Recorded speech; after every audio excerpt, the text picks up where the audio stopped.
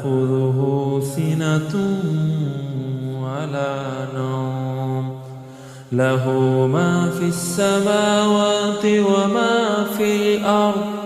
من ذا الذي يشفع عنده إلا بإذنه يعلم ما بين أيديهم وما خلفهم ولا يحيطون بشيء من علمه إلا بما شاء وسع كرسيه السماوات والأرض